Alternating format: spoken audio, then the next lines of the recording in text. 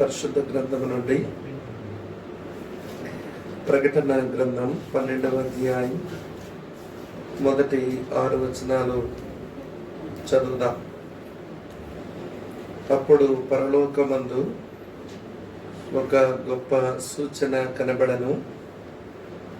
అదేదనగా సూర్యుని ధరించుకున్న యొక్క స్త్రీ ఆమె పాదముల క్రింద చంద్రుడును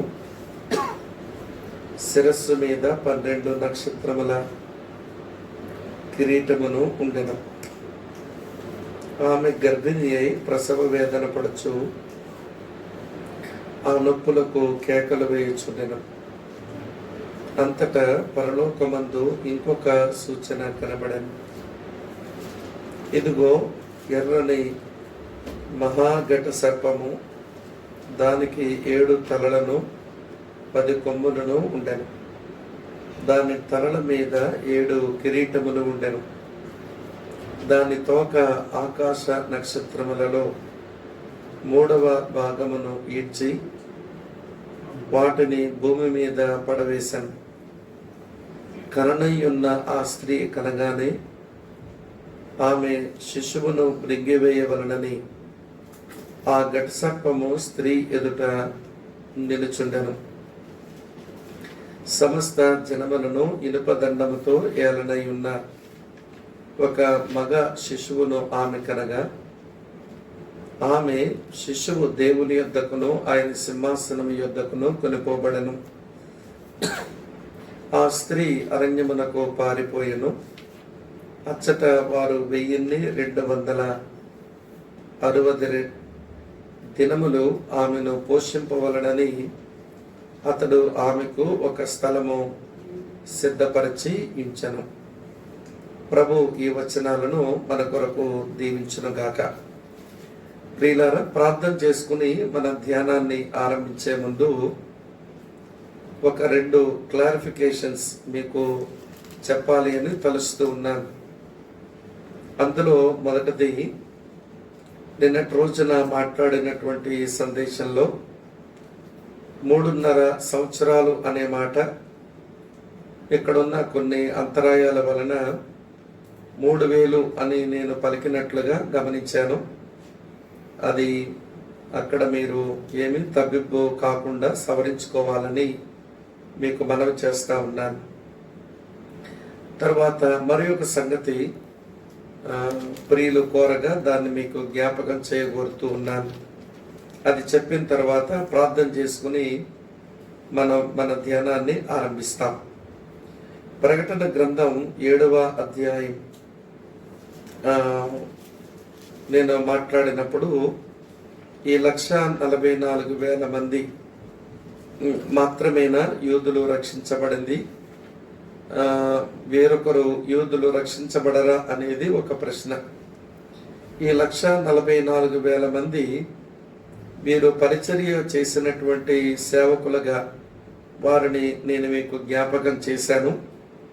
ఇంకా ఆయా గోత్రాల నుంచి మనుషులు రక్షించబడే అవకాశం ఉంటుంది అని మనం గమనించాలని మిమ్మల్ని కోరుతా ఉన్నాను. అటు తర్వాత 11వ అధ్యాయం దగ్గరకు వచ్చినప్పుడు 2 సాక్షుల విషయమై వారిని గూర్చి ఒక మాట లేఖనాల్లో మనం చదువుతాము. 4వ వచనంలో, వీరు భూలోకమునకు ప్రభువైన వాని ఎదుట నిలుచుచున్న 2 ఒలీవ చెట్లను దీప స్తంభములనై ఉన్నారు. ఈ మాట వివరించేదానికి కుదరలేదు. నేను కొంచెం దాటి వెళ్ళినట్టుగా అనిపించింది. దాని గురించి ఒక మాట జ్ఞాపకం చేస్తాం. ఇది మనకు అర్థం కావాలి అంటే జకరియా గ్రంథం 4వ అధ్యాయంలో ఉన్న సంగతి మన జ్ఞాపకానికి మనం తెచ్చుకోవాలి. జకరియా గ్రంథంలో కూడా దీపవృక్షం ఉంది. ఆ దీప వృక్షము చుట్టూ తైలము పోయేవారు ఉన్నారు అనే మాట మనం చదువుతాము. మీకు కూడా చదువుతాను, చూడండి. జకరియా గ్రంథం 4వ అధ్యాయం 11 నుంచి ఇలా ఉంది. దీప స్తంభమునకు ఇరు ప్రక్కల నుండు ఈ 2 ఒలీవ చెట్లు ఏమిటివనియు 2 బంగారపు కొమ్ముల్లో నుండి సువర్ణ తైలము కుమ్మరించు ఒలీవ చెట్లకున్న 2 కొమ్మలను ఏమిటనియు నేను అతనిని అడుగుగా, అతడు నాతో, ఇదేమిటని నీకు తెలియదా అనెను. నా ఏలినవాడ, నాకు తెలియదని నేననగా, అతడు, వీరిద్దరూ సర్వలోకనాథుడగు యెహోవా యుద్ధ నిలవబడుచు తైలము పోయివారై ఉన్నారు అని అనెను. ప్రియులారా, జకరియా గ్రంథం 4వ అధ్యాయం యొక్క నేపథ్యాన్ని మనం గమనిస్తే, జెరుబ్బాబెలు యెహోషువ నాయకత్వంలో దేవుని మందిరం పని చేయటం వారు ఆరంభించారు. కొన్ని ప్రతికూలమైన పరిస్థితులు వచ్చినప్పుడు ఆ మందిరం పని ఆగిపోయింది. ఆగిపోయిన ఆ పనిని మళ్ళీ తిరిగి పునరుద్ధరించడం కొరకు దేవుడు హగ్గయిని పంపించి వారిని పురుగొల్పాడు. వారు పనిని చేస్తున్నారు కానీ అది జరగవలసినంతగా జరగడం లేదు. కనుక మళ్ళీ వాళ్ళని పురుగొల్పి దేవుని మందిరం పని ముగించే ప్రక్రియకు దేవుడు వాడుకున్న సేవకుడు ప్రవక్త అయినటువంటి జకరియా. ఇక్కడ జకరియా చూస్తున్నటువంటి ఈ దర్శనంలో సువర్ణమయమైన దీపస్తంభం ఒకటి కనబడుతుంది. ఆ దీపస్తంభానికి 7 దీపాలు ఉన్నాయి. ఆ 7 దీపాలకు 7 గొట్టాలు కూడా ఉన్నట్టుగా మనం చూస్తాం. 2 ఒలీవ చెట్లు దీపస్తంభానికి కుడి పక్కన ఒకటి, ఎడం పక్కన ఒకటి ఉన్నట్టుగా ఉంది. ప్రియులారా, దాని యొక్క భాష్యం ఏమిటి అంటే, ఆ దీప వృక్షం అది దేవుని మందిరం. ప్రియులారా, దీపములున్నాయి, అలాగనే ప్రమిదలు ఉన్నాయి, తర్వాత దీపములకు 7 గొట్టాలు కూడా కనబడుతున్నాయి. అయితే ఆ దీప స్తంభం మీద దీపాలు ఎప్పుడూ వెలుగుతూ ఉండాలి అంటే దానికి నూనె కావాలి. నూనె ఎక్కడుంది మరి అంటే, ఆ దీపస్తంభానికి ఇటు అటు ఉన్న ఒలీవ చెట్లలో నూనె ఉంది. కనుక ఒలీవ చెట్లు దచ్చబడితేనే గాని, దాని యొక్క నూనె బయటకు వస్తేనే గాని దీప వృక్షం మీద ఉన్న దీపములు వెలిగే అవకాశం ఉండదు. కనుక ఇక్కడ 2 ఒలీవ చెట్లు ఎవరు అంటే దేవుని ప్రజల ప్రతినిధులుగా ఉన్నటువంటి జెరుబ్బాబెలు, యెహోషువ. వీళ్ళిద్దరూ నలగాలి, వీళ్ళిద్దరూ దంచబడాలి, వీరిద్దరూ పరిచర్యకు పూనుకోవాలి. అప్పుడే దేవుని మందిరం పని యొక్క నిర్మాణం అది సరిగా జరుగుతుంది అని దేవుడు దానికి భాష్యమిచ్చి, శక్తి చేత కాదు, బలమ చేత కాదు, నా ఆత్మ ద్వారానే ఇది చేస్తాను అన్నాడు. కనుక దేవుని ఆత్మ జెరుబ్బాబెలు, యెహోషువలను నలగగొట్టగా, ప్రియులారా, ఒలీవ చెట్టు నలగొడితే నూనె వచ్చి దీపవృక్షం వెలగడానికి ఉపయోగపడినట్లుగా వీరిద్దరూ నలగగొట్టబడితే దేవుని మందిరం యొక్క పని జరుగుతుంది అని దేవుడిచ్చిన ప్రత్యక్షతే జకరియా గ్రంథం 4వ అధ్యాయంలో ఉన్న సారాంశం. మరి ప్రకటన గ్రంథంలో కనబడిన ఈ 2 సాక్షులకు అదే పేరు ఇవ్వబడింది. ప్రియులారా, మొదటి 3.5 సంవత్సరాలు ఈ 2 సాక్షుల యొక్క పరిచర్య దేవుని ప్రజలకు తయారవ్వడానికి అది ఉపయోగపడేటువంటి పరిచర్య. వీళ్ళిద్దరూ పరిచయాలి. అనగా జెరుబ్బాబెలు, యెహోషువ ఎలాగ టీం వర్క్ ఆ రోజు చేశారో, ఈ 2 సాక్షులు కూడా శ్రమల కాల దినాల్లో వీరు చేసేటువంటి టీం వర్క్ను ప్రస్తావించేటువంటి మాటలని దయతో మీరు గమనించాలి. అక్కడ వాళ్ళిద్దరైనా దేవుని కొరకు నలగాలి, ఇక్కడ వీళ్ళిద్దరైనా దేవుని కొరకు అత్సాక్షులు అవ్వాలి. అక్కడ దేవుని మందిరం కట్టబడాలి, ఇక్కడ దేవుని కొరకు ఒక ప్రజాగుంపు తయారవ్వాలి. ఈ మేరకు అర్థం చేసుకుంటే సరిపోతుంది. ఇంతకంటే ఎక్కువ పెడర్థాలు తీయాల్సిన అవసరం లేదు. మన కాంటెక్స్ట్ నుంచే, సందర్భం నుంచే ఈ భాగానికి మనం ఇంటర్ప్రిటేషన్, మన భాష్యాన్ని చెప్పుకుంటున్నామని దయతో మీరు గమనించాలని మీకు నేను మనం చేస్తున్నాను. రండి, ఈరోజు మన ధ్యానం కొరకు ప్రకటన గ్రంథం 12వ అధ్యాయం 6 వచనాలు చదువుకున్నాము. ఈ 6 వచనాల నుండి ప్రభు మనతో మాట్లాడినట్లు ప్రార్థన చేసుకుని ఈ వచనాలను మనము ధ్యానం చేద్దాం. ప్రేమపూర్ణుడమైన మా పరలోకపు తండ్రి, మీకు కృతజ్ఞతలు. మరోసారి మేము నీ పిల్లలంగా నీ వాక్య సముఖమునకు రావడానికి ప్రభా మీరు మాకు అనుగ్రహించిన ఈ గొప్ప సమయం కొరకై మీకు వందనములు. నీ వాక్యాన్ని మేము చదువుతుండగా, ధ్యానిస్తూ ఉండగా కొన్ని ప్రశ్నలు మా మనసుల్లోనికి తలెత్తుతున్నాయి. వాటిని కూడా మేము నివృత్తి చేసుకుని విశ్వాసములో, ప్రేమలో, ఓర్పులో, సహనములో, నిరీక్షణలో మేము పెంపారున్నట్లుగా మా ఎడల మీ కృపాకార్యం చేయమని ప్రభా, మరి ఈ దినం మేము చదువుకున్న వచనాల ధ్యానములోనికి మేము వెళుతూ ఉండగా ఈ ధ్యానం మాకెంతో ఆశీర్వాదకరంగా చేయమని యేసునాథుని పేరిట స్తోత్రించి ఆరాధించి ప్రార్థిస్తున్నాము తండ్రి.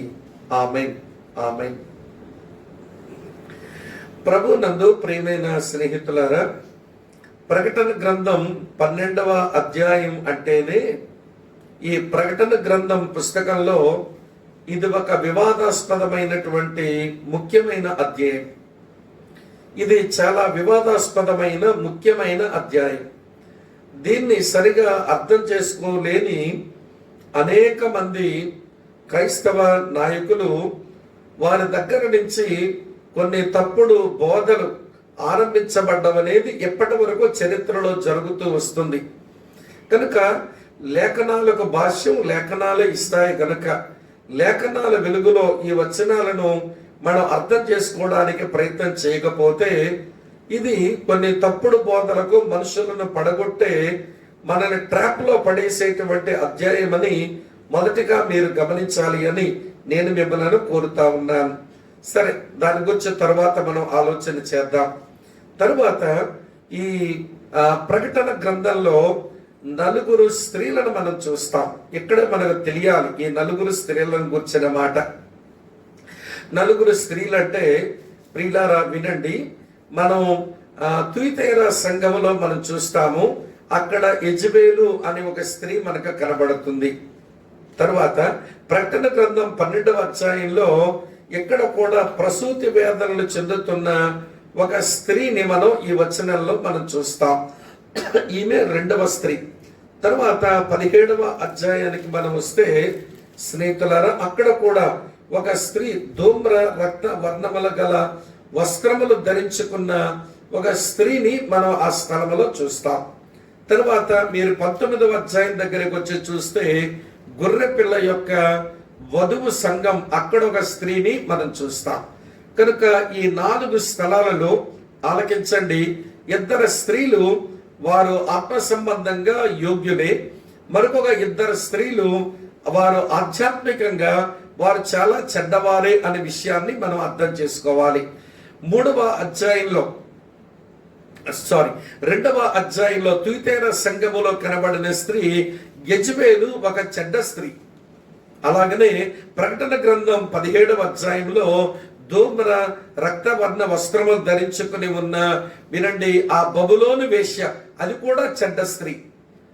కానీ 12వ అధ్యాయంలో కనబడిన ఈ స్త్రీ ఒక మంచి స్థానమే ఈ స్త్రీకి ఇవ్వబడింది. 19వ అధ్యాయంలో పేర్కొనబడిన సంఘవధువు అనే స్త్రీ కూడా మంచి స్థానమే ఇవ్వబడింది. నలుగురు స్త్రీలలో ఇద్దరు మంచివారు, ఇద్దరు చెడ్డవారు అని మన మనసులో ఇక్కడే పడ్డం అది చాలా ఎంతైనా మంచిదని మీకు మనం చేస్తున్నాను. ఇప్పుడు చూడండి, ప్రకటన గ్రంథం 12వ అధ్యాయంలో ఒక 4 గొప్ప సంగతులు ఉన్నాయి. గ్రేట్ అనే మాట ఇంగ్లీష్ లో మనం చూస్తాం ఈ 12వ అధ్యాయంలో. ఏమిటి ఆ గొప్పవి అంటే చూడండి, 12వ అధ్యాయం 1వ వచనంలో అప్పుడు పరలోకమందు ఒక గొప్ప సూచన అనే మాట, గ్రేట్ సైన్ అనే మాట మనం చూస్తాం. తర్వాత 3వ వచనంలో చూడండి, అంతటా పరలోకమందు ఇంకొక సూచన కనబడను, ఇదిగో ఎర్రని మహాఘట సర్పం అని మనం చూస్తాం. మహా అనే మాటలో గ్రేట్ రెడ్ డ్రాగన్ అని మనం చదువుతాం.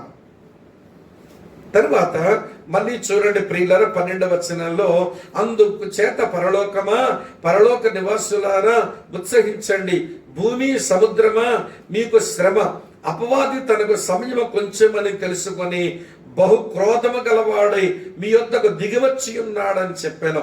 బహుక్రోధము అంటే గ్రేట్ రాత్ అనే మాట అక్కడ ఉపయోగించబడింది. తర్వాత 14వ వచనం చూడండి, అందువలన ఆమె అరణ్యములో ఉన్న తన చోటుకి ఎగిరినట్లు గొప్ప పక్షిరాజు. వింటున్నారా ప్రియులారా, ఇక్కడ గ్రేట్ అనేటువంటి మాట మరోసారి ఉపయోగించబడ్డాన్ని మనం చూస్తాం. కనుక ఈ ప్రకటన గ్రంథం 12వ అధ్యాయంలో 4 గొప్ప సంగతులు మనకు అర్థం కాకపోతే ఈ 12వ అధ్యాయం మనం అర్థం చేసుకున్నట్లు అవ్వదు. కనుక ఈ ఉపోద్ఘాతములో నేను చెప్పిన విషయాలే మీరు మనసులో ఉంచుకొని ఈ రోజుకు కేవలం మొదటి 6 వచనాలు మాత్రమే మనము ధ్యానం చేస్తాం. ఈ 6 వచనాలకు మనం ఇవ్వదగిన పేరేమిటి అంటే పరలోకములో ప్రియులారా వింతలు అని మనం పేరు పెట్టుకోవచ్చు. వండర్స్ ఇన్ హెవెన్, పరలోకంలో జరుగుతున్న అద్భుతాలు. ప్రియులారా 7 బూరల సంగతి అయిపోయింది. ఇప్పుడు 12, 13, 14 అధ్యాయాల్లో నేను నిన్ననే జ్ఞాపకం చేశాను. పరలోకమందు దేవాలయం తెరబడింది. ఆ దేవాలయములో ప్రత్యక్షపు గుడారములో ఉన్న నిబంధన మందస్సు కనబడుతుంది. ఆ నిబంధన మందస్సు కనబడిందనంటే దేవుడు తన ప్రజలకు తన పోషణ, తన సమకూర్పు, తన కాపుదలను ఇస్తాడు అనే విషయం నేను నిన్ననే మీకు జ్ఞాపకం చేశాను. కనుక ప్రకటన గ్రంథం 12, 13, 14 అధ్యాయాల్లో శ్రమల కాలములోనే దేవుడు తన ప్రజలైన ఇశ్రాయేలీలను ఎలాగ పోషిస్తాడో, ఎలాగ భద్రపరుస్తాడో, ఎలాగ తన సన్నిధిని వారికి ఇస్తాడో ఇది అర్థం చేసుకోవడానికి ఈ 3 అధ్యాయాలను మనం గ్రహించవలసి ఉంటుంది. కనుక ఈ 3 అధ్యాయాల్లో ఈరోజు 12వ అధ్యాయం మొదటి 6 వచనాల నుంచి మనం ఒక 4 ప్రాముఖ్యమైన సంగతులు మనం చూస్తాం. నెంబర్ 1, మొదటి సంగతి చూడండి ప్రియులారా, 12వ అధ్యాయం 1వ వచనంలో అప్పుడు పరలోకమందు ఒక గొప్ప సూచన కనబడెను. అదేదనగా సూర్యుని ధరించుకునిన ఒక స్త్రీ. నేను చెప్పిన ఈ 4 తలంపులు ఒక అనే మాటతో ఆరంభమవుతాయి. ఏ ఉమెన్, ఒక స్త్రీ. ఎవరి స్త్రీ? ఈమెను గురించి వివిధ రకాలైనటువంటి తాత్పర్యాలు ఉన్నాయి. కొంతమంది చెప్పేది ఏంటంటే ఆమె తల మీద ఆ నక్షత్రాల కిరీటాన్ని దృష్టిలో పెట్టుకొని 12 నక్షత్రాల కిరీటం అనిచ్చి ఆమె తల ఆ పాదముల క్రింద చంద్రుణ్ణి బొమ్మను పెట్టి ఆమె శిరస్సు మీద సూర్యుని పెట్టి ఈమె ఎవరో కాదు మరియమ్మ అని చెప్పే వాళ్ళు ఉన్నారు. ఇది రోమన్ క్యాథలిక్ థియాలజీ. రోమన్ కెథాలిసిజంలో ఉండేటువంటి వాళ్ళు ఈ స్త్రీని మరియమ్మతో పోల్చి ఆ మరియమ్మ పొట్టలో నుంచి వచ్చిన శిశువే యేసుక్రీస్తు, కనుక యేసుక్రీస్తు జన్మనిచ్చిన మరియే ఈ స్త్రీ అని ఇంటర్ప్రెట్ చేసినటువంటి వాళ్ళు ఉన్నారు. అయితే ప్రియమైన స్నేహితులారా, ఆమెను మరియతో పోల్చడం సరికాదు. ఎందుకనంటారా? చూడండి ప్రియులారా, 7 ఏండ్ల శ్రమల కాలంలో వినండి జాగ్రత్తగా, ఈ స్త్రీని ఒక 3.5 సంవత్సరాలు దేవుడు పోషించడాన్ని, అరణ్యములోనికి కొనుపోబడ్డాన్ని మనం 6వ అధ్యాయంలోనే చూస్తాం. ఆ స్త్రీ అరణ్యమునకు పారిపోయెను. అచ్చట వారు 1206 దినములు అనగా 3.5 సంవత్సరాలు ఆమెను పోషించవలనని దేవుడు ఆమెకు ఒక స్థలము సిద్ధపరిచి ఉంచెను. ఈ మాటలు మరియకు వర్తించవు. కనుక ఆ స్త్రీ మరియా అని చెప్పడంలో అర్థం లేదు. ఆమె ఒక శిశువుని కనింది, ఆయన యేసు ప్రభువే కాబట్టి, యేసు ప్రభుని కనిన ఆమె మరియ కాబట్టి ఇది మరియ అయి ఉండొచ్చు అని చెప్పి భాష్యం చెప్పే వాళ్ళు లేకపోలేదు. ఇది రోమన్ కెథాలిసిజం వేదాంతములో ఉండేటువంటి మాట. సరే, మరికొంతమంది ఏమంటున్నారు అంటే ఆ స్త్రీ సంఘమండి అని చెప్పి ఇంటర్ప్రెట్ చేసేటువంటి వాళ్ళు ప్రొటెస్టెంట్ గుంపుల్లోనే చాలా మంది ఉన్నారు. వారంటారు వారే లోకానికి యేసు ప్రభుని అందించినటువంటి వారు కనుక సంఘం యేసు ప్రభుని కనింది అని మాట వారు ఇంటర్ప్రెట్ చేస్తారు. యేసు ప్రభుని లోకానికి సంఘం అందిస్తే అందించవచ్చు, కానీ సంఘములో నుంచి యేసు ప్రభు పుట్టలేదు కదా, సంఘములో నుంచి యేసు ప్రభు జన్మించలేదు కదా. కనుక వారి ఆలోచనకు ఇది కొంచెం ఈ వైరుధ్యంలా కనబడుతుంది. సరే, ఈ 2 ఆలోచనలు ఇలా ఉంటే మరికొంతమంది స్త్రీలు ఆ ప్రకటన గ్రంథం 12వ అధ్యాయంలో స్త్రీని నేనే అని చెప్పుకొని పెద్ద పెద్ద బోధకులుగా చలామణైనటువంటి ఎవరి క్రైస్తవ్యంలో ఉన్న స్త్రీ బోధకులు ఆ స్త్రీని నేనే అని చెప్పుకునే వాళ్ళు చాలా మంది ఉన్నారు. ఈ రోజున పరలోకపు తల్లి అని సిద్ధాంతాన్ని చెప్పేటువంటి వినండి ప్రియ జింగిలిజా అక్కడ వచ్చేసరికి ప్రియులారా మళ్ళీ ఆ స్త్రీ ఆమె అని చెప్పుకునేటువంటి ఏమంటే ఒక ప్రమాదం ఉంది. సరే, ఆ ప్రమాదం ఎక్కడో సౌత్ కొరియాలో వచ్చింది అని అనుకుంటే అది పెద్ద ఆశ్చర్యపోనక్కర్లేదు. సౌత్ కొరియా అంటేనే బోల్డెన్ తప్పుడు బోధలకు నిలయం, దాన్ని వదిలేసేయండి. ఆంధ్రప్రదేశ్లోనే వచ్చింది, నా ముందుకే వచ్చింది. ఒక సంగతి చెప్తాను వినండి. నేను విశాఖపట్నంలో ఒక స్థలంలో వాక్యం చెబుతుంటే ఒక ఫ్యామిలీ ఉన్నారంట సభలో, నాకు తెలియదు. నేను ఏ సంఘానికైతే వెళ్ళి వాక్య పరిచయం చేస్తున్నానో ఆ పాస్టర్ గారు ఫోన్ చేసి ఆ పాస్టర్ గారితో మా స్వామి గారితో మాట్లాడడానికి వద్దామనుకుంటున్నాము, పెర్మిషన్ ఇస్తారా అని వాళ్ళు పెర్మిషన్ తీసుకుని భార్యాభర్తలు వచ్చారు. వచ్చిన తర్వాత, బ్రదర్ రాత్రి మీరు చెప్పిన వర్తమానం విన్న తర్వాత నేను ఇంటికి వెళ్ళి ప్రార్థన చేసుకుంటే దేవుడు నాతో స్పష్టంగా చెప్పాడు, ఈయన సరైన సేవకుడు, ఈయన చెప్పిన మాట విను అని దేవుడు నాతో మాట్లాడితే ఉదయాన్నే ఈ పాస్టర్ గారి కబురు చేసుకుని నేను నా భర్త వచ్చాము, మీతో కొద్ది నిమిషాలు మాట్లాడాలి అని అంది ఆమె. మంచిదండి సిస్టర్ గారు, ప్రభు మాట్లాడితే వచ్చారు కదా, కూర్చోండి చెప్పండి ఏంటి అన్నాను. ఆ మంది యేసు ప్రభు మళ్ళీ వస్తాడని మీరు ఎదురు చూస్తున్నారా అని అంది. అవునమ్మా, మా నిరీక్షణ అదే కదా అన్నాను. ఆమె వెంటనే కొంచెం ఆశ్చర్యంగా తన ముఖం పెట్టి మీరు యేసు ప్రభు వస్తాడని ఎదురు చూస్తున్నారా అంది. అవునమ్మా, ఎదురు చూస్తున్నాను. మీ నిరీక్షణ మన నిరీక్షణ అదే ఉండాలి కదా అన్నాను. మీ నిరీక్షణ అయితే అది అవ్వచ్చేమో కానీ నా నిరీక్షణ అది కాదండి అంది. మరి ఏంటమ్మా మీ నిరీక్షణ అంటే, ఆ యేసుప్రభు ఎప్పుడో వచ్చాడు కదా అంది. ఎప్పుడు వచ్చాడమ్మా అంటే, నా కడుపున పుట్టాడు కదా అంది.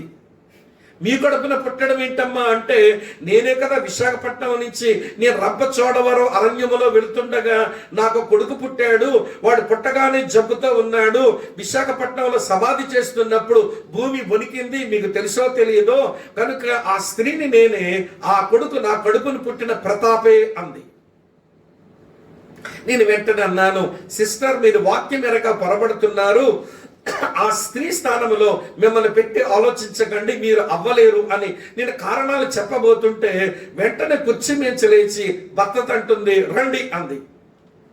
మరి ఆయనకంత ఒళ్ళు మండిందో గాని, నువ్వే చెప్పావు కదా దేవుడు ఈ సేవకులతో మాట్లాడితే నీ సమస్య పరిష్కారం ఇస్తాడు అని నువ్వు చెప్పి కదా నన్ను తీసుకొచ్చావు, కూర్చొని విను అని అన్నాడు భర్త.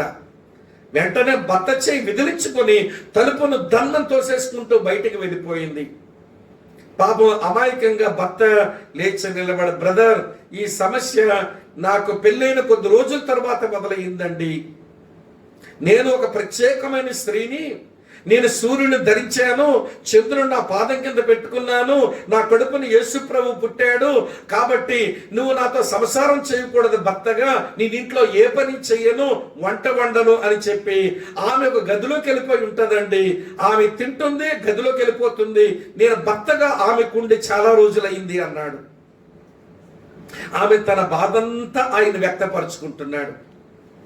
ప్రియులారా, అప్పుడు అర్థమైంది ఈ స్త్రీ స్థానంలోకి చాలా మంది స్త్రీలు వచ్చారు. ఈ స్త్రీలో తమ జీవితాలు పెట్టుకొని తప్పుడు బోధలు తీసుకొచ్చిన స్త్రీలు ప్రపంచంలో ఎన్నో వందల మంది ఉన్నారు. అందులో కొన్ని పేర్లు నాకు తెలుసు, అవసరమైతే నేను మీకు ఇస్తాను, కానీ అది తెలుసుకోవాల్సిన అవసరం కూడా లేదు. నా కళ్ళ ముందు జరిగిన అనుభవం విశాఖపట్నంలోనే జరిగింది కనుక నేను ఆ మాట మీకు ధైర్యంగా చెప్తున్నాను. ఆ మంది ఈ విశాఖపట్నంలో పెద్ద పెద్ద సేవకులే, నేనే ఆ స్త్రీలను గౌరవిస్తే వీడంతండి నేను ఆ స్త్రీని కాదంటాడు అని ఆమె కోపగించుకుందట. ఈ పెద్ద పెద్ద సేవకులందరికీ ముడుపులు ఇచ్చింది. వాళ్ళేమో ముడుపులు తీసుకొని అమ్మా మీరే గొప్ప మహాతల్లివని అన్నారట. కాబట్టి వారికి భోజనాలు పెట్టిందట, కానుకలు పెట్టిందట, బట్టలు పెట్టిందట, సేవకులు బాగా గౌరవిస్తుందట. కులానికి భారతదేశ సామాజిక స్థితిని బట్టి పెద్ద కులంలోనే పుట్టింది, బాగా సంపన్నురాలు, అందులో అనుమానమే లేదు. కానీ ఆ స్త్రీ చోట్లోకి ఆమె వచ్చేసింది అన్నమాట. కనుక ప్రియులారా, ఈ ప్రమాదం ఆది నుంచి జరుగుతుందని చెప్పడానికే చెప్పాను తప్ప ఆ సహోదరిని కించపరచడానికి కాదు సుమా. అందుకే సహోదరి పేరు నేను చెప్పలేదు, ఆమె పేరు నాకు తెలుసు. కనుక వినండి చాలా జాగ్రత్తగా. కొంతమంది ఏమో మరి అనుకుంటున్నారు, మరి కొంతమంది ఏమో సంఘం అనుకుంటున్నారు, మరి కొంతమంది ఏమో వినండి ఆ స్త్రీ స్థానంలో వారు తమ జీవితాలు పెట్టుకొని ఆ స్త్రీని నేనేం చెప్పుకుంటున్నారు. మరి ఇంతకీ స్త్రీ ఎవరు అంటే 100% అది ఇశ్రాయేలీల జాతి. ఎందుకంటారా? ఎందుకు అది ఇశ్రాయేలీల జాతి అవుతుందో నేను మీకు వివరిస్తాను. వరుసగా జాగ్రత్తగా వినండి ప్రియులారా. ఆమె కలిగినటువంటి ఆ వస్త్రధారణ మనం జ్ఞాపకం చేసుకుంటే వినండి. ఆదికాండం 37వ అధ్యాయం, ఆదికాండం 37వ అధ్యాయం 9వ వచనం నుంచి 11వ వచనం వరకు నేను చదువుతున్నాను చూడండి. అతను ఇంకొక కలగని తన సహోదరులకు తెలియచేసి, ఇదిగో నేను మరి ఒక కలగంటిని, అందులో సూర్య చంద్రులను 11 నక్షత్రములను నాకు సాష్టాంగ పడినని చెప్పాను. అతడు తన తండ్రితోనూ తన సహోదరులతోనూ అది తెలియచెప్పినప్పుడు అతని తండ్రి అతనితో, నీవు కనిన కల ఏమిటి? నేనును నీ తల్లియు నీ సహోదరులను నిశ్చయముగా వచ్చి నీకు సాష్టాంగ పడదుమా అని అతన్ని గద్దించాను. అతని సహోదరులు అతని అసూయపడిరి. అయితే అతని తండ్రి ఆ మాట జ్ఞాపకముంచుకొనెను. సూర్య చంద్ర నక్షత్రాలు ధరించుకొని ఉన్న వినండి, బైబిల్ ఇచ్చేటువంటి భాష్యంలో ఎవరు అని అంటే ప్రియులారా, అది యోసేపుకు సంబంధించిన మాట అయినా అది ఇశ్రాయేలీల జాతికి మాత్రమే సంబంధించిన మాట. కనుక వేరొక జనరేషన్కి లేకపోతే వేరే పీపుల్ గ్రూప్కు ఈ యొక్క సూచనలు మనం చూడం లేఖనాల్లో. కనుక ఆ వస్త్రధారణ లేకపోతే వినండి, ఆ కనబడిన దృశ్యాన్ని బట్టి చూస్తే ఇశ్రాయేలీలు అని అర్థం చేసుకోవచ్చు. అది అలా మనసులో ఉంచండి. రెండవ సంగతి చెప్తాను వినండి. ఏమి ధరించిందట? సూర్యుని ధరించిందట. అదేమనగా సూర్యుని ధరించుకునే ఒక స్త్రీ. ఏమిటి సూర్యుని ధరించింది అంటే అర్థం? యెషయా గ్రంథం రండి జ్ఞాపకం చేస్తాను. యెషయా గ్రంథం నేను మీ కొరకు చదువుతున్నాను చూడండి ప్రియులారా. యెషయా గ్రంథం 46వ అధ్యాయం నేను 13వ వచనాన్ని నేను మీకు జ్ఞాపకం చేస్తాను. యెషయా గ్రంథం 46వ అధ్యాయం నేను 13వ వచనం మీ కొరకు చదువుతున్నాను చూడండి ప్రియులారా. ఇలా వ్రాసి ఉంది, నా నీతి దగ్గరకు రప్పించి ఉన్నాను, అది దూరమున లేదు, నా రక్షణ ఆలస్యము చెయ్యలేదు, సియోనులో రక్షణ నుండి నియమించి ఉన్నాను, ఇశ్రాయేలునకు నా మహిమను అనుగ్రహించుచున్నాను. ఇక్కడ నా మహిమను అనేటువంటి మాట, గ్లోరీ అనేటువంటి మాట, అది సూర్యుడు, సూర్యు యొక్క రశ్మి లేక సూర్యుని యొక్క తేజస్సు అని అర్థం ఇచ్చే మాట ఈ స్థలములో ఉపయోగించబడింది. కనుక ఇశ్రాయేలీలు వారు వినండి ప్రియులారా, సూర్యుని ధరించిన వారంటే వారు మహిమ కలిగిన వారు అని మనం అర్థం చేసుకోవాలి. అది నెంబర్ 1. నెంబర్ 2, చంద్రుని తన పాదముల కింద ఉంచింది అంటే అది అర్థం ఏమిటో తెలుసా? ఒక డొమినియన్, ఒక అధికారము కలిగిన స్త్రీగా ఆ స్త్రీని మనం చూస్తాం. అక్కడ వరకు అర్థం చేసుకుంటే చాలు. అటు తరువాత ప్రియమైన స్నేహితులారా చూడండి, సూర్యుని ధరించుకున్న ఒక స్త్రీ, ఆమె పాదముల కింద చంద్రుడును అంటే డొమినియన్ కలిగి ఉండి శిరస్సు మీద 12 నక్షత్రముల కిరీటం ఉండెను. 12 నక్షత్రములు అవి ఇశ్రాయేలీల గోత్రములకు సూచనగా ఉంటే, ఈ కిరీటములు అనేవి అధికారముతో పాలనకు సూచనగా ఉన్నాయి. ఇశ్రాయేలీలు ఒక రోజున అధికారముతో వారు పరిపాలన చేస్తారు. అది దేవుడు వారికి అనుగ్రహించినటువంటి వాగ్దానం అనే విషయాన్ని మీరు దయతో గమనించాలని కోరుతా ఉన్నాను. చాలు ఆమెను గూర్చినటువంటి వర్ణన. సూర్యుని ధరించింది, చంద్రుని పాదముల కింద ఉంచింది, శిరస్సు మీద 12 నక్షత్రములు కలిగిన కిరీటం పైన ఉంది. దీనన్నిటిని బట్టి చూస్తే అది మరియకు గాని, అది సంగమనకు గాని, ఈ భూమి మీద పుట్టిన ఏ స్త్రీకి గాని ఈ స్త్రీ స్థానం ఇవ్వడానికి పనికిరాదు. తర్వాత చూడండి 2వ వచనంలో, ఆమె గర్భిణి అయి ప్రసవేదన పడుచు ఆ నొప్పులకు కేకలు వేయుచుండెను. ఆమె నొప్పులు పడుతూ ఉంది. మీకు ఆ విషయం తెలుసా? ఇశ్రాయేలు జనాంగం ఆది నుంచి నొప్పులు పడుతూనే ఉంది. దేని కొరకు? వారికున్న నొప్పి అని అంటే వినండి, ఒక విమోచకుడు వారిలోంచి వారి కొరకు రావాలి. ఒక విమోచకుడు వారిలోంచి వారి కొరకు పుట్టాలి. అది వారికి ఉన్నటువంటి నొప్పులు. దీన్ని మనం నిర్గమకాండం 3వ అధ్యాయం 7వ వచనంతో పోల్చి మనం చదవచ్చు. వారికి ఉన్న నొప్పులు అవి. దానితో పాటు వినండి ప్రియమైన స్నేహితులారా, ఆమె ప్రసూతి వేదనలు పడుచుందట. వినండి, మరియ ప్రసూతి వేదనలు కావివి, సంగమ యొక్క ప్రసూతి వేదనలు కావివి. ఒక స్త్రీ యొక్క ప్రసూతి వేదనలు కావివి. వినండి, ఇవి ఇశ్రాయేలీల యొక్క ప్రసూతి వేదనలు. నేను ఇలా మీకు జ్ఞాపకం చేస్తాను. యెషయా గ్రంథం 66వ అధ్యాయానికి రండి. 7-8 వచనాలు చదువుతాను. ప్రసవ వేదన పడకుండా ఆమె పిల్లలను కన్నది, నొప్పులు తగలకుండా మునుపు మగపిల్లను కన్నది. అట్టి వార్త ఎవరు విని ఉండేది, అట్టి సంగతులు ఎవరు చూచారు? ఒక జనమును కనుటకు ఒకనాటి ప్రసవ వేదన చాలున, ఒక్క నిమిషములోనే ఒక జనము జన్మించిన సియోనుకు ప్రసవ వేదన కలుగుగాని ఆమె బిడ్డలను కనెను అనే మాట చూస్తాం. నేను ప్రసవ వేదన కలుగు చేసి కనిపింపక మానదనా అని యెహోవా అడుగుచున్నాడు. పుట్టించువాడని నేను గర్భమును మూసెదనా అని నీ దేవుడు అడుగుచున్నాడు. ఈ వచనాలు వినండి ప్రియులారా, మనం చదువుకుంటున్నప్పుడు పర్సనల్ గా మనకి ఇది అన్వయింప చేసుకుంటామేమో గాని వాస్తవంగా ఈ వచనాలు ఎవరికి సంబంధించినవి అని అంటే అవి ఇశ్రాయేలీలకు సంబంధించినవి. కనుక వినండి ప్రియులారా, ప్రసూతి వేదనలు పడేది వినండి ఇశ్రాయేలు జనం, నొప్పులు పడేది ఇశ్రాయేలు జనం. దేవుడిచ్చిన మహిమను కలిగి ఉన్నది ఇశ్రాయేలు జనాంగం. దేవుడిచ్చిన అధికారమును అనుభవించింది ఇశ్రాయేలు జనాంగం. దేవుడిచ్చిన అధికారముతో ఒకరోజు కనబడేది ఇశ్రాయేలు జనాంగం. వారిలో ఉన్నది 12 గోత్రాల ఇశ్రాయేలీ ప్రజలు. ఈ మాట మన మనసులో ఉంచుకుంటే ఈ స్త్రీని గురించి మనం చదువుతున్నప్పుడు ప్రియులారా చూడండి, దేవుడే భర్తగా కలిగిన జనాంగం ఇది. సంఘం అప్పుడే భార్య కాలేదు, ఇంకా ప్రదానము చేయబడిన వినండి ప్రియమైన స్నేహితుల పెండ్లి కుమార్తె సంఘం, కానీ భార్య అవ్వలేదు ఇంకా సంఘం. 2 కొరింథీ పత్రిక 11వ అధ్యాయం 2-3 వచనాల్లో మన క్రీస్తుకు ప్రదానం చేయబడిన వధువు సంఘమే గాని మన భార్య కాదు. కానీ ఇశ్రాయేలు జనాంగం దేవునికి భార్యగా లేఖనములో ప్రస్తావించబడ్డారు. మీ కొరకు చదువుతాను చూడండి. 50వ కీర్తన 1వ వచనం 50వ అధ్యాయం యెషయా గ్రంథం 1వ వచనం చదువుతున్నాను చూడండి. యెహోవా ఇలాగు సెలవిచ్చుచున్నాడు, నేను మీ తల్లిని విడనాడిన పరిత్యాగ పత్రిక ఎక్కడున్నది? నా అప్పుల వారిలో ఎవరికి మిమ్మును అమ్మివేసితిని? మీ దోషములను బట్టి మీరు అమ్మబడితిరి, మీ అతిక్రమములను బట్టి మీ తల్లి పరిత్యాగము చేయబడను. ఇశ్రాయేలు జనాంగమును గురించి ప్రభు మాట్లాడుతున్నప్పుడు చెప్పిందేంటో తెలుసా? నీ తల్లి అనే మాట అది ఇశ్రాయేలు జనాంగానికి సంబంధించిన మాట. ఇది మీరు గమనించాలి. ఇర్మియా గ్రంథం 3వ అధ్యాయం 8వ వచనం చదువుతాను చూడండి. ఇర్మియా గ్రంథం 3వ అధ్యాయం 8వ వచనం, ద్రోహిణియగు ఇశ్రాయేలు వ్యభిచారము చేసిన హేతువు చేతనే నేను ఆమెను విడిచిపెట్టి ఆమెకు పరిత్యాగ పత్రం ఇయ్యగా విశ్వాసఘాతకురాలుగు ఆమె సహోదరి అయిన యోధా చూచియు తానును భయపడక వ్యభిచారము చేయుచు వచ్చుచున్నది. అక్క వ్యభిచారే, చెల్లి వ్యభిచారి.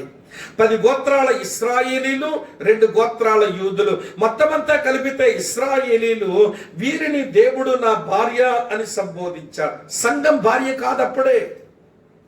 సంఘము కేవలము ప్రదానము చేయబడిన పెండ్లి కుమార్తె.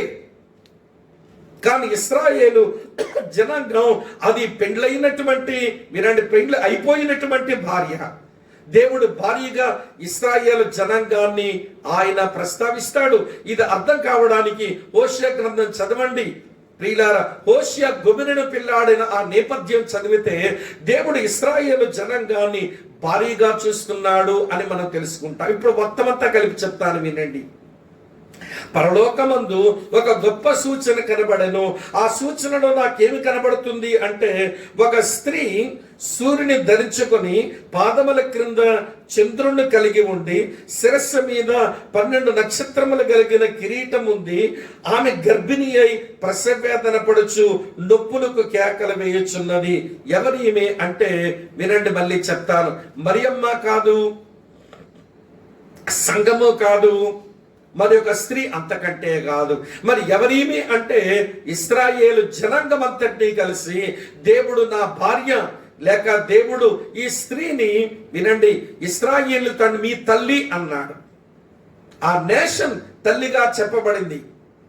ఒక నేషన్ తల్లిగా చెప్పబడ్డం ఏంటనంటే, వినండి, దేశాలకు తల్లి అనేటువంటి బిరుదిచ్చి మాట్లాడేటువంటి సాంప్రదాయం మనుషుల మధ్య ఉంది. ఈరోజు మనకు కూడా అంటున్నాం భరతమాత అన్నాం. భారతదేశం తల్లి ఎవరి తల్లి? భరతమాత అంటున్నాం. చూశారు, ఇశ్రాయేలు జనాంగానికి కరెక్టివ్ గా చెప్పినప్పుడు తల్లి అని ప్రస్తావన వచ్చింది, భార్య అనే ప్రస్తావన వచ్చింది. దేవునికి భార్య, ఈ జనాంగానికి తల్లి అనే బిరుదు వచ్చింది. కనుక ఆ ఒక స్త్రీని అర్థం చేసుకోవడంలో తప్పటడుగు వేసామా, మన వేదాంతమంతా మారుతుంది, మన పెడత్రోవ పట్టే అవకాశాలు చాలా ఉంటాయి. ఇంకెక్కువ వివరించలేను. నేను వస్త్రధారణ బట్టి చెప్పాను, ఆమె కలిగి ఉన్నటువంటి ఆమె ఆకారాన్ని బట్టి చెప్పాను, అలాగనే ఆమెకు ఉన్నటువంటి ప్రియులారా వినండి పడుతున్న ప్రసూతి వేదన నొప్పుల గురించి చెప్పాను. ఇవన్నీ చూస్తూ ఉంటున్నప్పుడు ఆమె మరెవరో కాదు, ఇశ్రాయేలు జనాంగం అని అర్థమవుతుంది. మొదటి సంగతి. రెండో సంగతి చూడండి, 3వ వచనం నుంచి. అంతటా పరలోకమందు, ఇవి సూచన తెలుసా, వినండి జాగ్రత్తగా. ఇది సూచనగా చెప్పబడిన మాటలు అని గమనించాలి. సూచనగా కనబడుతున్న విషయాలను మీరు దయతో గమనించాలి. అంతటా పరలోకమందు ఇంకొక సూచన కనబడెను. ఇదిగో ఎర్రని మహాఘట సర్పము. చూస్తున్నారా? ఎర్రని మహాఘట సర్పము, దానికి 7 తలలను 10 కొమ్ములను ఉండెను. దాని తలల మీద వినండి ప్రియులారు 7 కిరీటములు ఉండెను. దాని తోక ఆకాశ నక్షత్రముల్లో 3వ భాగమును ఈడ్చి వాటిని భూమి మీద పడవేసెను. కననయ్యున్న ఆ స్త్రీ కనగానే ఆమె శిశువును మృంగివేయవలనని ఆ ఘట సర్పము స్త్రీ ఎదుట నిలుచుండెను. మళ్ళీ పరలోకమందు కనబడుతున్నది, వినండి ప్రియమైన స్నేహితులారా, కనబడుతున్నది మరొక సూచన, ఇంకొక సూచన. ఇందులో కనబడుతున్నది ఏమిటంటే ఎర్రని మహాఘట సర్పం. దీని గురించిన డిస్క్రిప్షన్ చాలా ఉంది, నేను వివరిస్తాను ఒక్కొక్క దాని తర్వాత ఒకటి. దీని ఐడెంటిటీని మనం గమనించినప్పుడు ఈ 12వ అధ్యాయంలోనే ఇది సాతానుడు, అపవాదని వేరుగా చెప్పనక్కర్లా, ఎందుకంటే ఇక్కడే ఉంది దానికి భాష్యం. చూడండి 12వ అధ్యాయం 9వ వచనంలో, కాగా సర్వలోకమును మోసపుచ్చుచు అపవాది అనియు సాతాను అనియు పేరు గల ఆది సర్పమైన మహాఘట సర్పము పడద్రోయబడెను. దీనికి ఒక వేరొక అర్థం మనం ఎక్కడి నుంచో తెచ్చి పెట్టుకొని చెప్పాల్సిన పని లేదు. వాడు సాతానుడు, వాడు వినండి అబద్ధికుడు, వాడు అపవాది, వాడు మోసపుచ్చేవాడు అని బైబిల్లోనే దానికి ప్రియుల భాష్యం చెప్పబడింది. సరే, కనుక వాడు ఎవరిని గుర్తించవచ్చు అంటే సాతానుడని మనం చెప్పేస్తున్నాము, డైరెక్ట్ గా ఉంది కనుక. వాడి ఫీచర్స్ చూడండి ఎట్లున్నాయో. వాడి ఫీచర్స్ అర్థమైతే వాడు ఎలా ఉంటాడో మనం తెలుసుకోగలుగుతాం. మొదటి మాట చదువుతున్నాను చూడండి ప్రియులారా, వాడు ఎర్రని మహాఘట సర్పం. ఎర్రని అనేటువంటి మాట వినండి ప్రియులారా, మర్డరర్ వాడు అని చెబుతుంది. యోహాను సువార్త 8వ అధ్యాయం 44వ వచనంలో ప్రభువైన యేసుక్రీస్తు చెప్పాడు, వాడు ఆది నుండి నరహంతకుడు, వాడు రక్తమును వెకించేవాడు. ఈ మాట గమనించండి. రెండవ మాట మహాఘట సర్పం అని ఉంది. మహా అనేటువంటి మాటలో వాడు గ్రేట్. ఎందుకు వాడు గ్రేట్ అని అంటే యేసు ప్రభు ముందే వాడు గ్రేట్నెస్ చూపించాడు. ఏమన్నాడో తెలుసా? యేసు మత్తయి సువార్త 4వ అధ్యాయం 8-9 వచనాల్లో, ఈ లోకము దాని రాజ్యాలు వాటి మహిమను చూడు, ఇవన్నీ నా వశములో ఉన్నాయి. ఒక్కసారి సాగిల పడితే వాటిని నీకు ఇస్తాను అని చెప్పడంలో వాడు చాలా గ్రేట్. ఒక విధంగా చెప్పాలని అంటే, ఒక విధంగా ఏంటి, మనుషులందరికంటే వాడు గ్రేట్, దేవుని కంటే గ్రేట్ కాదు కానీ వాడు మహా గొప్ప వ్యక్తే అని మనకు అర్థమవుతుంది. 3వ మాట, వాడు ఘట సర్పం. ఘట సర్పం అంటే అర్థం ఏంటో తెలుసా ప్రియులారా? వీడు దుష్టుడు, నాశనం చేసేవాడని అర్థం. దీనికి 1 పేతురు పత్రిక 5వ అధ్యాయం 8వ వచనం చూస్తే, ఎవడిని మింగుదమా, ఎవడిని నాశనం చేయుదమా అని తిరిగేటువంటి వాడు అని తెలుసుకుంటాం. తరువాత దానికి 7 తలలు ఉన్నాయట, అంటే వాడు చాలా జ్ఞానవంతుడు అని అర్థమవుతుంది. అందుకే అన్నాడు యేస్కేలు గ్రంథం 28వ అధ్యాయం 12వ వచనంలో, వాడు చాలా జ్ఞానవంతుడట. అభిషేకించబడిన కెరూబు, నువ్వు చాలా జ్ఞానవంతుడివి. తర్వాత 10 వినండి, తల మీద దానికి 7 తలలను, అంటే సంపూర్ణమైన జ్ఞానమును, దాని తల మీద 7 కిరీటములు ఉండెను. 7 కిరీటములు ఏమి నేర్పిస్తున్నాయి అని అంటే వినండి, వానికి సంపూర్ణమైన అధికారం దేవుడు అనుగ్రహించినాడు. వాడు స్వతహాగా జ్ఞానం కలిగిన వాడు కాదు, వాడు స్వతహాగా అధికారం కలిగిన వాడు కాదు. దేవుడే ఈ యొక్క జ్ఞానాన్ని, అధికారాన్ని అనుగ్రహించాడు. అందుకని 2 కొరింథీ పత్రిక 4:4 చెప్పబడుతుంది, వాడు యుగ సంబంధమైన దేవత.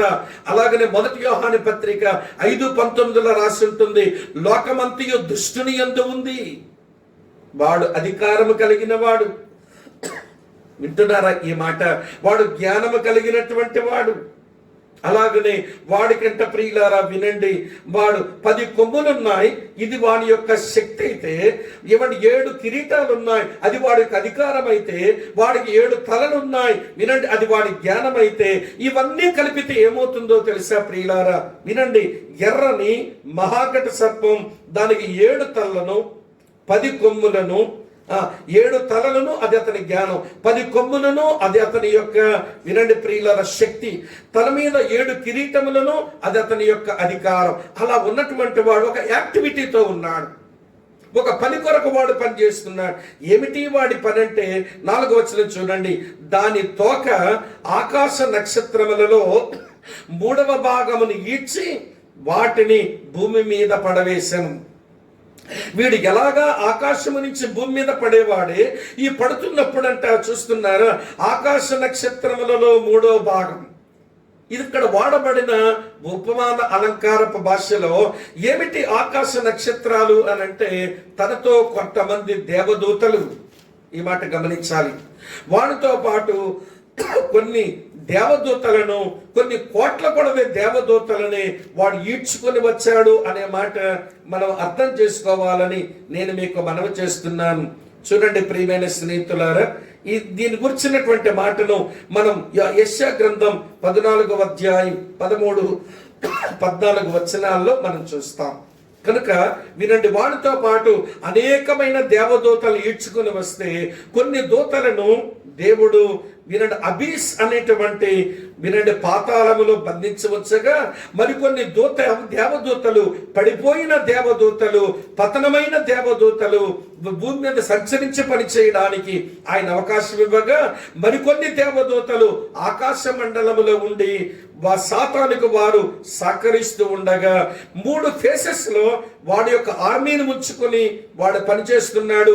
అయితే కింద ఉన్నటువంటి ఆ యొక్క దేవదూతలు దేవుని సంకల్పాల కొరకు విడుదల జరుగుతుంది తప్ప వారెవరు సాతానికి సహాయపడలేరు. భూమి మీద ఉన్న దేవదూతలు, అలాగే వాయుమండలం మీద ఉన్న దేవదూతలు సాతాను యొక్క సైన్యం అనే విషయాన్ని మీరు గమనించాలని కోరుతున్నాను. సరే, వాడు ఆ సైన్యాన్ని తెచ్చిపెట్టుకున్నాడు, అదొక యాక్టివిటీ. అయితే 2వ యాక్టివిటీ ఏంటి? ఆ స్త్రీ ఆ శిశువును కనగానే ఆ శిశువును మృంగివేయవలనని ఆ ఘట సర్పం స్త్రీ ఎదుట నిలుచుండెను. ఆదికాండం 3వ అధ్యాయం 15వ వచనంలో స్త్రీ సంతానంగా మెస్సియా వస్తాడు అని ప్రభు చెప్పిన నాట నుంచి ఇశ్రాయేలు జనాంగములో వచ్చేటువంటి పురుష సంతానానికి కీడు కలిగించడమే వీడి పని. ఉదాహరణ ఇలా చెప్తాను వినండి. నిర్గమాకాండం 1వ అధ్యాయంలో ఇశ్రాయేలు ప్రజలు అభివృద్ధి చెంది వారు ఉన్న చోట వారు విస్తరించి వారు గొప్ప వాళ్ళు అయితే, వినండి ప్రియమైన స్నేహితులారా, ఆడవాళ్ళని బతకనియండి, కానీ మగ పిల్లలందరినీ చంపేయండి. ఎందుకని? ఫరోకు తెలియదు ఎందుకో గాని, ఫరో వెనక ఉండి పనిచేస్తున్న ఆ సాతాను శక్తిని తెలుసు. అదేంటో తెలుసా? ఈ ఇశ్రాయేలు నుంచి వచ్చిన ఒక మగపిల్లాడు, వాడు నా తలని చెదగొడతాడు. వీడు ఈ ఇశ్రాయేలు నుంచి వచ్చినటువంటి మగ శిశువు నా తలను చెదగొడతాడు ఆయన. కనుక మగ సంతానమే లేకుండా చేస్తే, వినండి ప్రియులారా, నాకు ఉనికి ఉంటుంది అనుకున్నాడు సాతానుడు. సరే, అక్కడ వినండి ఫరోను పట్టుకున్నాడు. యేసు ప్రభు జన్మించిన సందర్భంలో హేరోదును పట్టుకున్నాడు. హేరోదు ద్వారా చూస్తున్నారా?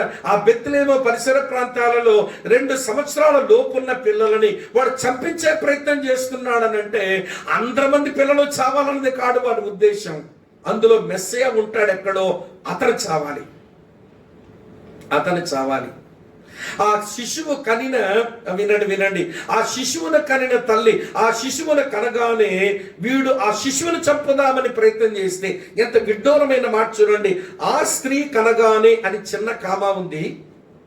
ఆ శిశువును మృంగివేయవల్లని ఆ ఘట సర్పం స్త్రీ ఎదుట నిలుచుండెను. సమస్త జనములను ఇనుప దండముతో ఏలనయ్యున్న మగ శిశువు ఆమె కనగా, మరి కామా ఉంది చూడండి.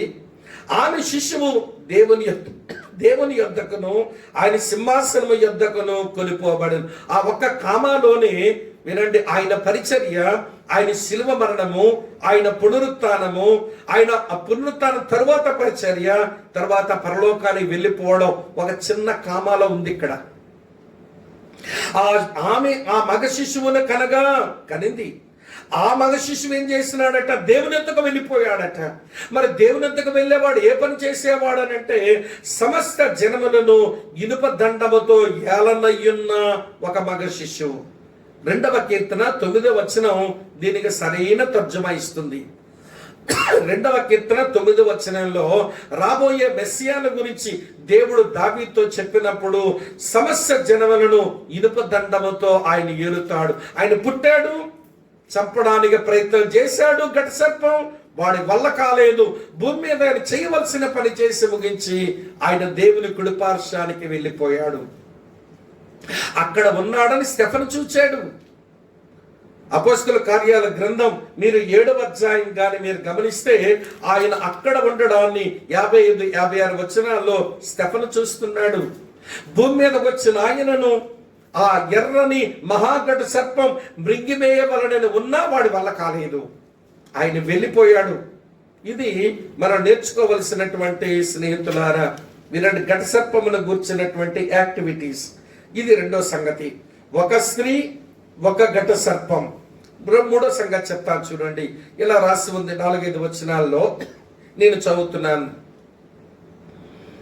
4-5 వచనాల్లో, దాని తోక ఆకాశ నక్షత్రములో 3వ భాగమును ఈడ్చి వాటిని భూమి మీద పడవేసెను. కననయ్యున్న ఆ స్త్రీ కనగానే ఆమె శిశువును మృంగివేయవల్లని ఆ ఘట సర్పం స్త్రీ ఎదుట నిలిచుండెను. సమస్త జనములను ఇనుప దండముతో ఏలనయ్యున్న ఒక మగ శిశువు ఆమె కనగా, ఆమె శిశువు దేవుని యొద్దకును ఆయన సింహాసనం యొద్దకును కొనిపోబడెను. ఈయన ఎవరు అంటే ఒక మగ శిశువు, అది ప్రభు అయిన యేసుక్రీస్తు అని మీకు వేరుగా చెప్పనక్కర్లేదు. ఆయన సమస్త జనములను ఏలువాడని ఇప్పుడే చెప్పాను. 2వ కీర్తన 9వ వచనం ప్రకారం ఆయన దేవుని యొద్దకు కొనిపోబడ్డాడు అని అపోస్తలుల కార్యాలు 7వ అధ్యాయం 55, 56 వచనాల్లో స్టెఫను యొక్క మాటల్లో మనం చూస్తాం. హెబ్రీ గ్రంథకర్త కూడా రాశాడు. హెబ్రీ పత్రిక 1వ అధ్యాయం 3వ వచనం ప్రకారం మహామహుడగు దేవుని కుడిపార్శ్వమున ఆయన హెచ్చించబడి ఉన్నాడు అని మనం చదువుతాం. ఇంకెక్కువ ఆ శిశువుల గురించి చెప్పక్కర్లేదు, అది మీకు అర్థమైంది. సరే, 4వ సంగతి ఏంటనంటే 6వ వచనం చూడండి. ఆ స్త్రీ అరణ్యమునకు పారిపోయెను, శిశువేమో దేవుని యొద్దకు వెళ్ళిపోయెను. చూస్తున్నారా? 5వ వచనం చివరిలో ఆమె శిశువు దేవుని యొద్దకును ఆయన సింహాసనం యొద్దకు కొనిపోబడెను. ఆ స్త్రీ అరణ్యమునకు పారిపోయెను. అచ్చట వారు 1260 దినములు ఆమెను పోషించవలనని దేవుడు ఆమెకు ఒక స్థలము సిద్ధపరిచి ఉంచెను. ఒక స్థలము అనేది చాలా ప్రాముఖ్యమైన మాట. వినండి ప్రియులారా, ఇప్పటి వరకు మనం నేర్చుకున్నటువంటి నేపథ్యంలో సంఘం భూమి మీద నుంచి కొనిపోబడిన తర్వాత, క్రీస్తు విరోధి యొక్క ప్రత్యక్షత జరిగిన తర్వాత, క్రీస్తు విరోధి యూదులతో 7 సంవత్సరములకు నిబంధన చేసుకున్న తర్వాత, మొదటి 3.5 సంవత్సరాలు వారి మందిరము కట్టి వారు ప్రభువుని సేవిస్తూ ఉండగా, వినండి, క్రీస్తు విరోధి ఆలయంలోకి వచ్చి కూర్చుంటాడు అని రెండవ తెస్సలోనిక పత్రిక 2వ అధ్యాయం 4-5 వచనాల నుంచి మనం నేర్చుకున్నాం. వాడు రాగానే మాతో నిబంధన చేసుకున్నటువంటి వాడు అబద్ధ క్రీస్తు, వీడు నిజమైన క్రీస్తు కాడని వాడిని వ్యతిరేకించిన తర్వాత వీరి మీదకు వాడు శ్రమలను, వీరి మీదకు వాడు హింసను వాడు పెట్టగానే మిగిలిన 3.5 సంవత్సరాలు దేవుడు ఇశ్రాయేలు జనాంగాన్ని ఒక ప్రత్యేకమైన స్థలములకు తీసుకుని వెళ్ళి వారిని పోషిస్తున్నాడు, వారిని కాపాడుతున్నాడు, వారికి తన సన్నిధిస్తున్నాడు. అదే పరలోకమందు దేవాలయం తెరబడగా ఆ దేవాలయములో నిబంధన మందస్సం కనబడుతుంది. కనుక ప్రియులారా వినండి, ఏ ప్రజలతోనైతే దేవుడు నిబంధన చేశాడో ఆ నిబంధనకు ఆయన కట్టుబడి ఉండి వాళ్ళు అపనమ్మకస్తులైన ఆయన మాత్రం నమ్మదగిన వాడుగానే ఉన్నాడు. ఆయన అంగీకరించలేదు వీరు, వారే సిలువేసి చంపారు. ఆయన వెళ్ళిపోయిన తర్వాత భూమి మీద ఆయన సంఘం ఉండి ప్రకటిస్తూనే వచ్చింది ఆయన గురించిన మాటలు. సంఘం మాటలు కూడా వీరు వినలేదు. 7 ఏళ్ల కాల శ్రమల కాలంలో ఒక శ్రమను అనుభవించిన తర్వాత మెస్సియాను మేమే చంపాము, ఆయన సంఘాన్ని కూడా తీసుకుని వెళ్ళిపోయాడు, ఇప్పుడు ఆయన రాజ్యం రాబోతుంది, అందులో మేము వారసులం అవ్వాలని ఎదురు చూస్తున్న తన ప్రజలైన ఇశ్రాయేలీలను అంత బాగా ఆయన పోషించుకొని కాపాడుకొని తన సన్నిధిని ఆయన అనుగ్రహిస్తాడు. అది ఈ 6 వచనాల్లో ఉన్న సారాంశం. ఒక స్త్రీ, ఒక మహాఘట సర్పం, ఒక శిశువు, ఒక స్థలం. ఈ 4 సంగతులు మన మనసులో ఉంటే తరువాత విషయాలు మనకి 7వ వచనం నుంచి విపులంగా మనం అర్థం చేసుకోవచ్చు. సరే, ఇప్పుడు మరి ఇవన్నీ విషయాలు మనం తెలుసుకుంటున్నాం కదండి, మరి మన సంగతి ఏంటి, దేనికి ఇది మనం ఉపయోగించుకోవాలి అని అంటే, ప్రియమైన స్నేహితులారా, మనం నేర్చుకోవలసిన ఆత్మ సంబంధమైన పాఠాలు ఏమిటి అంటే, ఇశ్రాయేలు ప్రజలు అందరి చేత ఇప్పుడు ద్వేషించబడుతున్న వారి. ఎందుకంటే ఇశ్రాయేలు ప్రజలంటే ప్రపంచమంతటికి పగ. ప్రపంచ రాజ్యాలన్నీ దుష్టుని స్వాధీనంలో ఉండగా ప్రపంచ రాజ్యాధినేతలందరూ కూడా అపవాది యొక్క కంట్రోల్లో ఉండగా ఇశ్రాయేలు జనాంగం మీద వీళ్ళు పగపడుతున్నారని కాదు, వీళ్ళు వెనుక అపవాది ఉన్నాడు అనే విషయం గమనించాలి.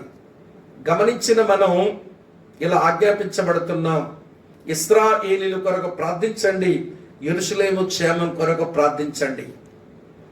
ప్రభువా, మళ్ళీ నువ్వు సియోనుకు దిగి రావాలి, నీ ప్రజలు నువ్వు ఏమైతే వాగ్దానం చేశావో అది నెరవేర్పుకు రావాలన్న గ్రహింపు కలిగి మన భక్తి చెయ్య. అలాగని ప్రే ఫర్ ఇజ్రాయెల్ మూమెంట్ తేకండి. మీ ప్రార్థనల్లో యెరూషలేము క్షేమంగా ఉండాలి, నీ ప్రజలు వారు దీవించబడాలి, వారి దీవెన మాకు కూడా అందుతుంది అని వారి క్షేమం కొరకు ప్రార్థిస్తే చాలు.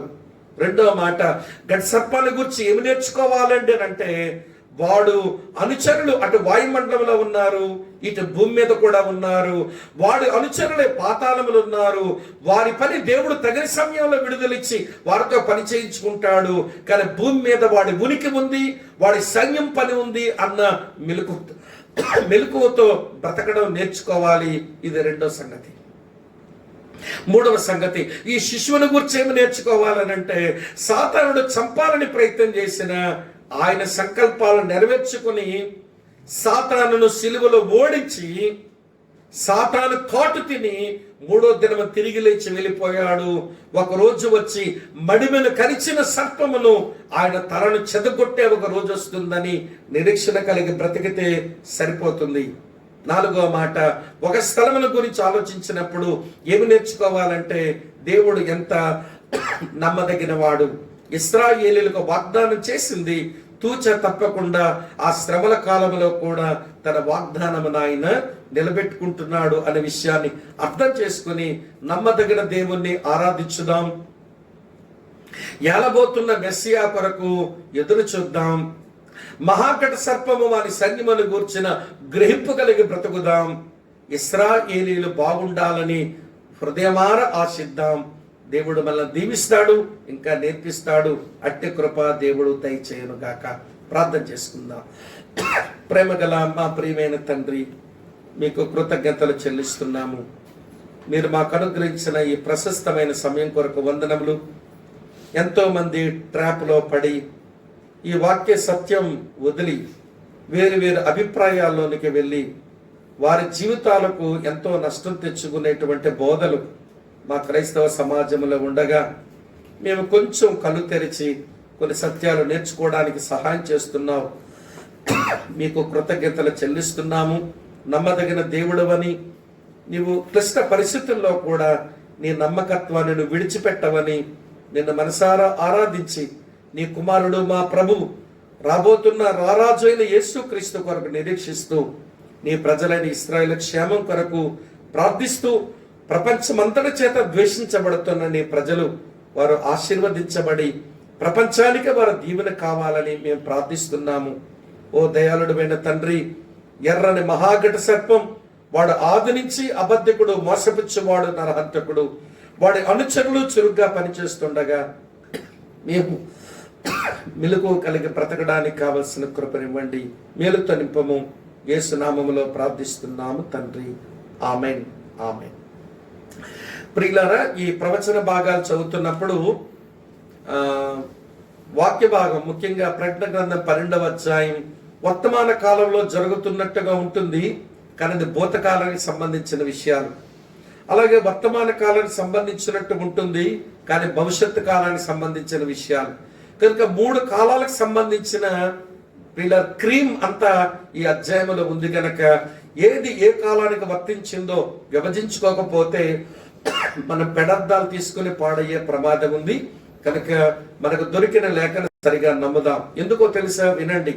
మనం నమ్మిన విశ్వాస ప్రమాణాలే మనకు సరైన ప్రవర్తన ఇస్తాయి. మన క్యారెక్టర్ బాగుండాలంటే మన క్రీడ్ బాగుండాలి. మన బిహేవియర్ బాగుండాలంటే మన బిలీఫ్స్ బాగుండాలి. నమ్మికలు బాగుంటే నడకలు బాగుంటాయి. మన ప్రమాణాలు మంచివైతే ప్రవర్తనలు బాగుంటాయి. ఇది మనసులో పెట్టుకొని చదవండి. రేపు 7వ వచనం నుంచి కలిసి అధ్యయనం చేద్దాం. God bless you.